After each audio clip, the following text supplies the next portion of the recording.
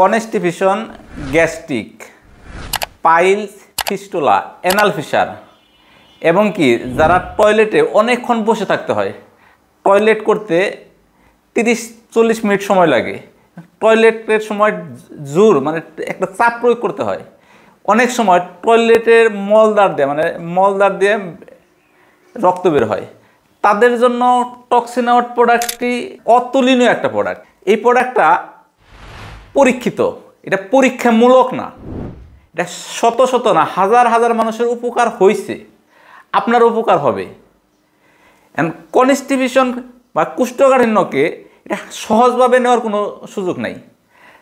আমি যত ভিডিওতে আছে আমি অনেক সময় বলছি, কোষ্ঠকাঠিন্য আছে তার মানে তার সব রোগ আছে, হতে পারে, হবে, এখন নাই, হবে। কনস্টিপেশন সকল রোগের মা।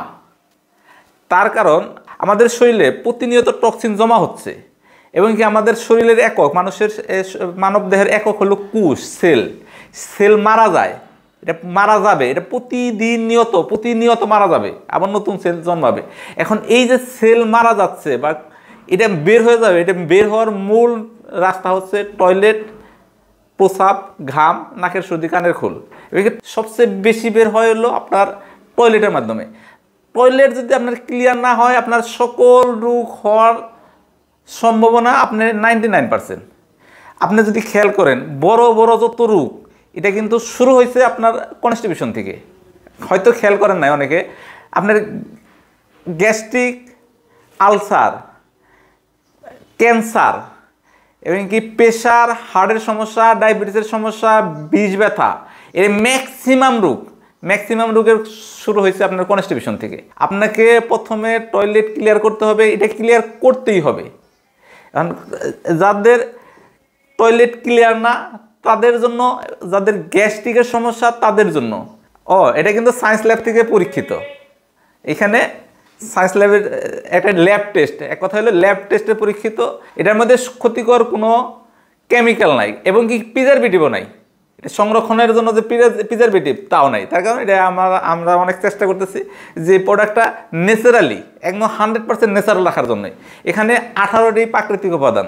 অনেকে বিজ্ঞাপন দিতে সময় বলতেছে যে আপনি ভাজা পোড়া যা খান, যত ইচ্ছা টক্সিন খান, যা ইচ্ছা তাই খান। আমি এটা কখনোই বলবো না। তার কারণ আপনি টক্সিন রিমুভ করবেন আবার টক্সিন ঢুকাবেন, এটা কখনোই আপনার একটা চিকিৎসকের ভাষা হতে পারে না। যাদের টয়লেটে অনেকক্ষণ বসে থাকতে হয়, টয়লেটে করতে বল প্রয়োগ করতে হয়, তাদেরকে বলবো টক্সিন আউটের সাথে ফাইবার সিড। বল প্রয়োগ করতে হবে না, টয়লেটে যাবেন, নীরবে বসবেন এবং স্বাভাবিক যে আমাদের যে স্বাভাবিক একজন মানুষের যে টয়লেট করতে যে সময় লাগে, আশা করি ওই সময়টাই লাগবে ইনশাল্লাহ।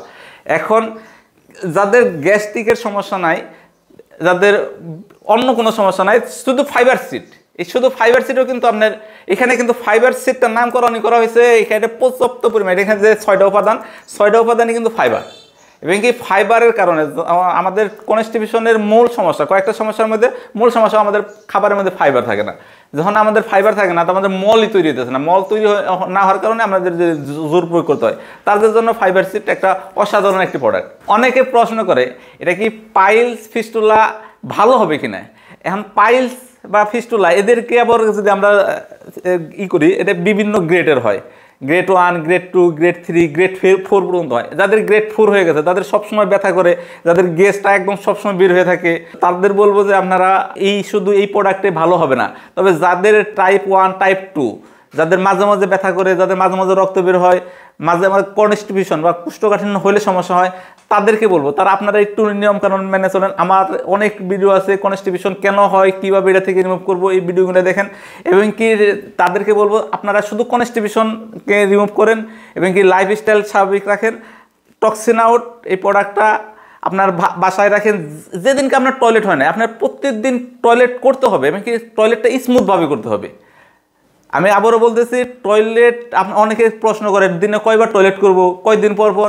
আসলে টয়লেট আপনি একদিনে একবারই যথেষ্ট। যদি আপনার টয়লেট করার পরে মনে করেন আপনি ফ্রি, আপনার রিল্যাক্স লাগতেছে, ভালো লাগতেছে, তাইলে বুঝবেন আপনার টয়লেট স্বাভাবিক আছে।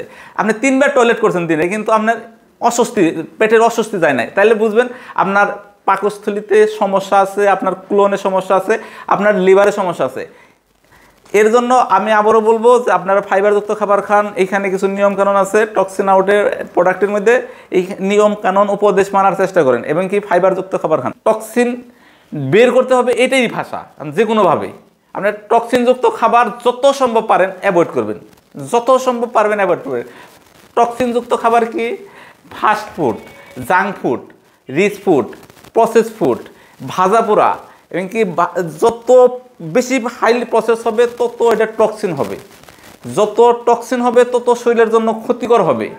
এছাড়াও যারা অতিরিক্ত ধূমপান করেন, যারা অন্য বিভিন্ন ধরনের নেশা করেন, তাদের প্রত্যেকটা জিনিসই ক্ষতিকর। ক্ষতিকর জিনিস শরীরের জন্য টক্সিন।